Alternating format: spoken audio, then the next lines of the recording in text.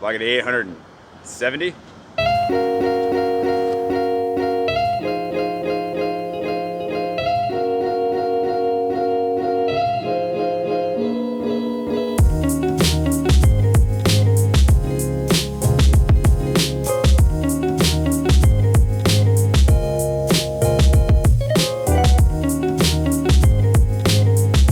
Good morning. It's today's Tuesday. No, Monday. Is today Monday? Monday. It's Monday, and it's going to be another very simple video. Maybe not quite as short as yesterday, but I'm going to try and keep this one simple because I'm still recovering from the beating that I took from that migraine yesterday. My eyes still feel a little bit funny. I taught my class this morning, my prolific works class, which was good. Thankfully, it was a shorter one today because I was having a hard time reading my notes and talking on camera for a bit there. So, I'm gonna keep the reading to a minimum today. My dad and I are gonna go get coffee at a new place called Ladder that my sister told us about, which is run by a couple of friends from another coffee shop that we used to know, and we'll see where it goes from there.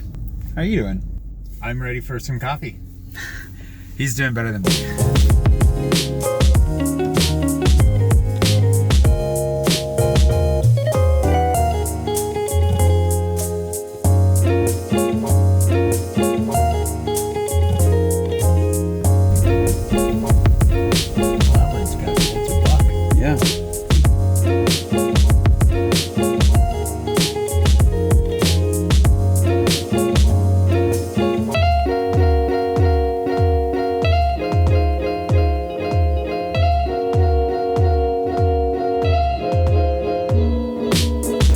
Hey, how's it going? I know this answer.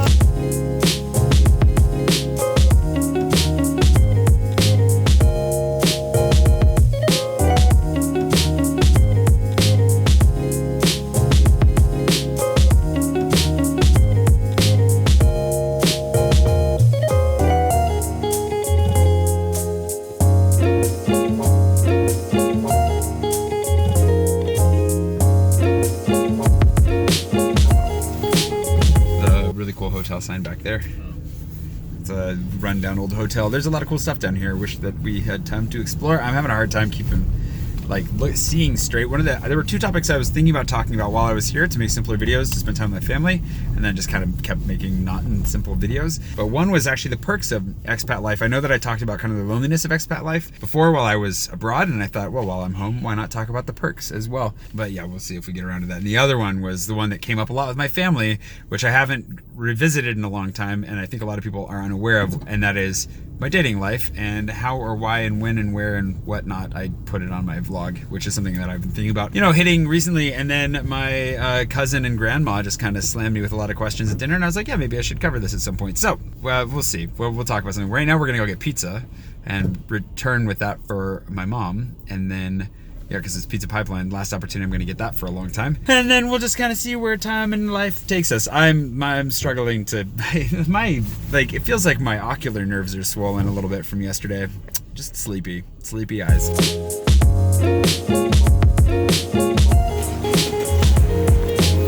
And something a lot of you may not be used to is seeing weed stores everywhere. Those are both marijuana shops. Welcome to Washington. Anyways, we'll get some pizza, no weed. Maybe a nap.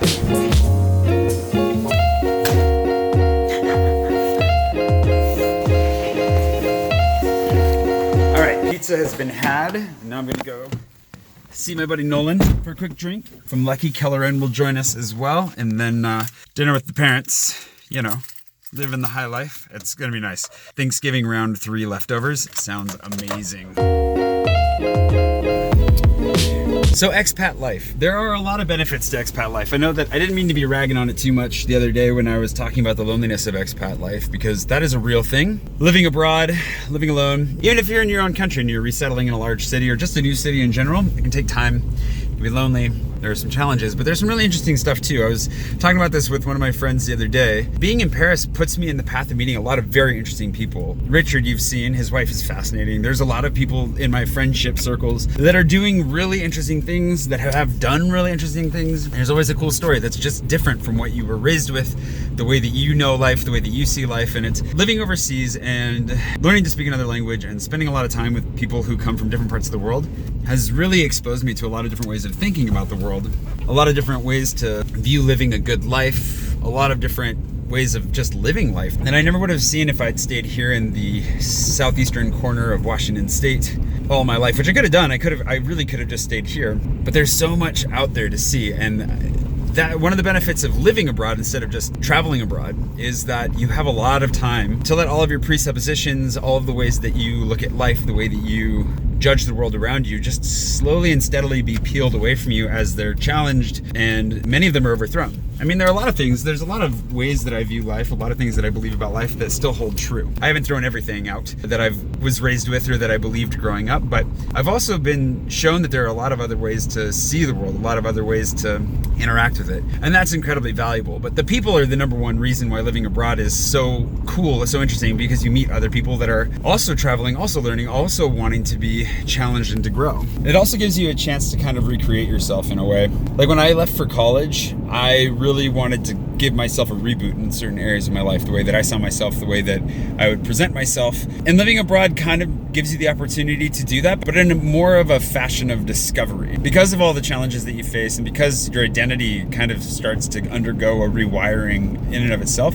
I feel like this is part of adulting probably in general, but for me, living abroad was a great way to discover myself in the process of reinventing myself. I wasn't just choosing how I wanted to be, but I was discovering what I really liked, where I really was, and what I really believed in a lot of ways that I wouldn't have been able to otherwise. And at the same time, of course, it has introduced other confusion, like we were talking about with the loneliness.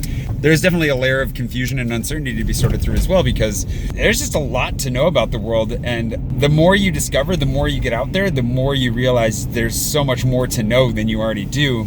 And it can be kind of hard to settle on what it is exactly that you do believe and think about yourself and think about the world. But there's nothing wrong with that. I think ultimately one of the great beauties of living overseas has been just the fact that it consistently puts you outside your comfort zone, which means that you're always growing. You're always learning, you're always changing, you're always being challenged, and that's the best way to grow. And I hope that means that I've been growing a lot as an individual. Like, I hope that means that I've been maturing and learning so much more than I would have otherwise if I would have stayed put. Because I have a feeling that if I would have stayed put personally, I would have had a harder time maturing out of a lot of the immaturities that I had and would have maintained up till, who knows, maybe the present day. But then it's good to be able to come back here and see great people that I know and love, like friends and family, and just kind of relax. And coming back to Spokane this time for me, for those of you who've been tracking for a long time, I struggle coming back to Spokane, but that used to be a struggle largely because I was afraid that I would get trapped, that I'd be stuck here, which has happened to me before. And now that I'm in a position where I don't think that's a realistic threat anymore, I don't feel like I could be trapped here, it definitely, I've enjoyed coming back a lot more this time than I think I have any times previously. And that's a good thing too.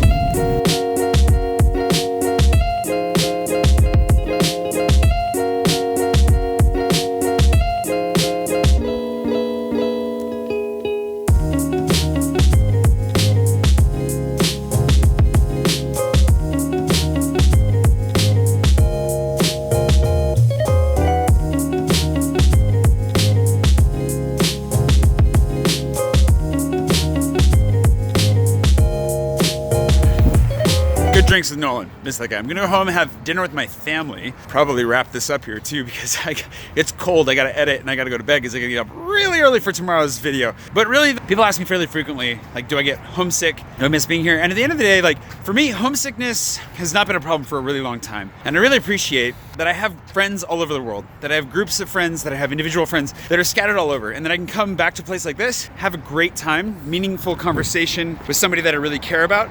And then tomorrow I get to go home to Paris and do the same thing with the people in the city that I love. And that could be transferred to so many different places around the world. And it's hard because the more you do that, the more fragmented your life becomes, the more fragmented your heart becomes.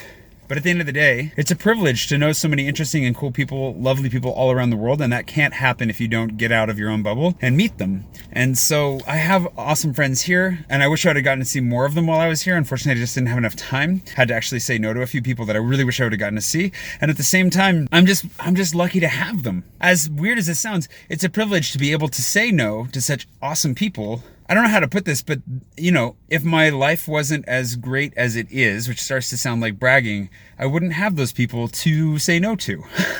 And I'm just grateful that I have them in my life. There's a lot to be thankful for, but the expat life, if it makes you lonelier in some ways, and if it exposes you to just how small you really are in the world, at least it helps you to cross paths with more and more amazing people that you want to stay in touch with over time. than you could ever meet any other way. So I'm really grateful for that. Anyways, just thought I'd recap why actually the expat life is pretty great. Hopefully that light helps. I should probably turn that on earlier. I'm gonna go home, have dinner with my family. I'm gonna leave you here. I will find you bright and early tomorrow morning for a horrifying travel day. So as not to be a total tease, tomorrow I will talk a little bit about my dating life and why I don't talk about my dating life. And if you already know what's up with that, then I guess you can skip tomorrow's, because basically tomorrow, my Tuesday, is going to exist of like a flight to Seattle and a layover and then a flight to Paris. My entire Tuesday will be spent in the airport in Seattle tomorrow, and then I'm on an airplane the entire time. So if I'm gonna upload it on time, I kind of have to try and do it from Seattle, or it'll be a little bit late from Paris. So if it's a little bit late, it just means I couldn't upload it in Seattle, and I will upload it from Paris probably around 12:30 or 1 o'clock Paris time, just so nobody freaks out and thinks that I'm dead. And I will see you bright and early tomorrow morning for, a little bit of Seattle time. Hasta mañana.